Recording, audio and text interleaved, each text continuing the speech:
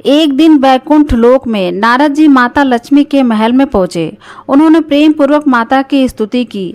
माता लक्ष्मी प्रसन्न होकर बोली, नारद जी, मांगो जो मांगना है। क्या वरदान मांगते हो? नारद जी बोले, माता मुझे वचन दीजिए, मेरी बात टालोगी तो नहीं? माता ने वचन दिया। नारद जी बोले, मुझे प्रभु नारायण के चरणों का स्पर्श किया हुआ महाप्रसाद चाहिए। यह सुनकर माता थोड़ी देर के लिए चिंतित हो गईं और बोली, वत्स, तुम कुछ और मांग लो, सोना चांदी रत्न, पर यह प्रसाद मैं नहीं दे सकती। नारद जी ने फिर से आग्रह किया, यदि आप देना चाहती हैं तो वही प्रसाद दीजिए। माता ने नारद जी को समझाया कि मेरे स्वामी ने आदेश दिया है कि यह विशेष प्रसाद किसी को भी ना दिया जाए। मैं उनकी आज्ञा का उल्लंघन कैसे कर सकती हूँ? कृपया मेरी भी स्थिति समझिए। पर नारद जी भी कहाँ मानने वाले थे। नारद जी ने बोला, माता आपने तो कहा कि मैं जो चाहूँ मांग सकता हूँ। माता लक्ष्मी धर्म संकट में फंस गईं। एक तरफ पति की आज्ञा, दूसरी तरफ अपना वचन। कुछ देर बाद भोजन की थाली सजाकर माता लक्ष्मी विष्णु जी के पास गईं। उनकी बड़े प्रेम से सेवा कर और उन्हें भोग अर्पण किया। उनकी सेवा में कोई भी कमी नहीं थी, पर चेहरे पर हल्की सी उदासी थी जो नारायण जी से छिप नहीं पाई। नारायण जी ने उदासी का कारण पूछा तो माता ने नारद जी की सारी बात बताई। नारायण जी मुस्कुराते हुए बोले, बस इतनी सी बात? आज के दिन मैं अपना आदेश वापस लेता हूँ।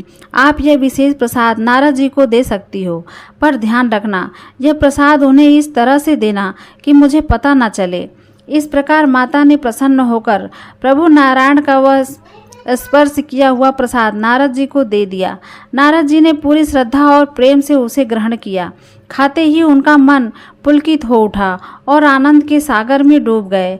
नारायण नारायण का कीर्तन करते हुए घूमने लगे। कीर्तन करते हुए वे कैलाश पर पहुंचे। शिव जी ने उन्हें इस तरह से नारायण की भक्ति में लीन देखा तो आश्चर्य से पूछने लगे। कुछ देर बाद जब नारद जी शांत हुए तब शिव जी ने पूछा, नारद जी क्या बात है? इतना मग्न होकर नारायण जी का कीर्तन करते हुए आपको मैंने पहले कभी नहीं देखा। आज क्या बात हो गई? नारद जी ने बैकुंठ में जो कुछ भी हुआ था सब शिव जी को बताया। यह सुनकर भगवान शिव जी बहुत प्रसन्न हुए और हाथ जोड़कर नारद जी से कहा, नारद, तुम सच में महाभाग्यशाली हो जो तुम्हें नारायण जी का महाप्रसाद मिला। क्या तुम मेरे लिए थोड़ा सा बचा कर लाए हो? यह सुनकर नारद जी उदास हो गए। उन्हें याद आया कि वे इतने आनंद में खो गए थे कि शिव जी के लिए कुछ भी प्रसाद नहीं बचाए। हाथ जोड़कर सिर झुकाकर शिव जी के सामने खड़े हो गए और सोचने लगे कि क्या जवाब दूं। तभी नारद जी ने देखा कि उनकी उंगली पर महाप्रसाद का एक छोटा सा कण लगा हुआ था। उनकी आंखों में चमक आ गई। उन्होंने कहा, हाँ प्रभु, मैं आपके लिए प्रसाद लाया हूँ। ये देखिए, एक छोटा सा कण, ये सिर्फ और सिर्फ आपके लिए। शिव जी बड़े प्रेम से उस कण को देखने लगे। उन्होंने बड़े आदर से अपने मुख में रखा। उन्होंने जैसे ही वह प्रसाद का कण अपने मुख में रखा, उसी पल शिव जी के अंदर भी वैसे ही भाव उत्पन्न होने लगे। उनके शरीर में भक्ति की लहरें उठने लगी और वे तांडव नृत्य करने लगे। सभी देवी देवता डर गए और माता पार्वती से बोले, शिव जी को शांत कराने के लिए, नहीं तो महाप्रलय आ जाएगा। यह सुनकर माता शिव जी के पास गईं और उन्हें प्यार से पुकारा। कुछ देर बाद जब शिव जी अपने बाहरी चेतना में आए तो माता पार्वती उनसे पूछी, हे स्वामी, आपको क्या हो गया था? आप इतने दिव्य क्यों हो गए थे? माता पार्वती की बातें सुनकर शिव जी ने उन्हें बताया कि किस प्रकार भगवान नारायण का वह प्रसाद पाकर उनके अंदर वह आनंद की लहरें उठने लगी। यह सुनकर आस लगाए माता ने शिव जी से पूछा, तो क्या आपने भी मेरे लिए महाप्रसाद बचाया है? शिव जी चुप हो गए और उन्होंने खुद इतनी मुश्किल से प्रसाद का एक कण पाया था, उसमें से वे माता के लिए कैसे बचाते? यह देखकर माता उदास हो गईं।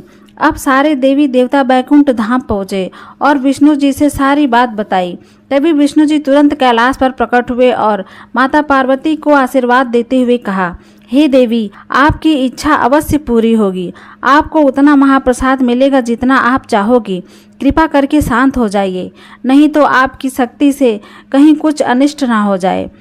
विष्णु जी की बात सुनकर माता शांत तो हो गई, पर उन्होंने भगवान विष्णु जी से कहा कि हे प्रभु, अगर आप केवल मुझे ही अपना महाप्रसाद देंगे तो भी मेरा मन पूरी तरह से शांत नहीं होगा। कृपा करके आप ऐसी व्यवस्था करें कि आपका यह दिव्य प्रसाद सभी जीव आत्माओं को प्राप्त हो, यहाँ तक कि जो निम्न योनियों में हैं वे भी इसे ग्रहण कर सके और उनका उद्धार हो सके। भगवान विष्णु जी मंद मंद मुस्कुराए और बोले, तथास्तु देवी, आपकी इस इच्छा को पूर्ण करने के लिए मैं नीलांचल धाम में प्रकट होऊंगा। मेरा मंदिर और मेरा महाप्रसाद जगत में प्रसिद्ध होगा। जो कोई भी मेरे प्रसाद को ग्रहण करेगा उसका उद्धार होगा। मेरे मंदिर के मुख्य प्रांगण में ही आपका भी मंदिर बनेगा और मेरा प्रसाद सबसे पहले आपको अर्पित किया जाएगा, उसके बाद ही समस्त भक्तों में वितरण होगा। इस प्रकार विष्णु जी जगन्नाथपुरी धाम में प्रकट हुए।